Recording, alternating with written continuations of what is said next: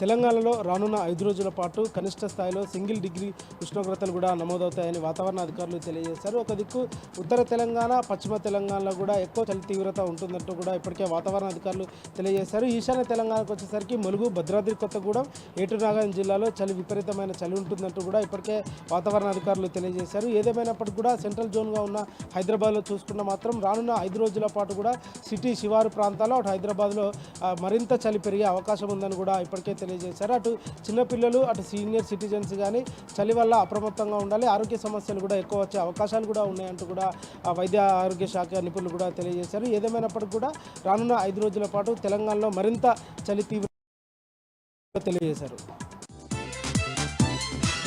గుర్రంగూడ భూములకు సంబంధించిన సుప్రీంకోర్టు కీలక తీర్పు ఇచ్చింది. ఏదైతే గుర్రంగూడలో 102 ఎకరాలకు సంబంధించిన భూమి అది కేవలము ప్రైవేటు వ్యక్తులకు కాకుండా అది ప్రభుత్వ భూమి అంటూ కూడా సుప్రీంకోర్టు తేల్చింది. అది ఫారెస్ట్ అధికారులకు చెందుతుంది. అది ఫారెస్ట్ భూమి అంటూ కూడా ఇప్పటికే సుప్రీంకోర్టు తెలియజేసింది. ఏదైతే ప్రైవేటు వ్యక్తులు వేసిన అఫిడవిట్లు కానీ ఆ డాక్యుమెంట్లు కానీ అవి చెల్లవంటూ కూడా సుప్రీంకోర్టు తీర్పు ఇచ్చింది.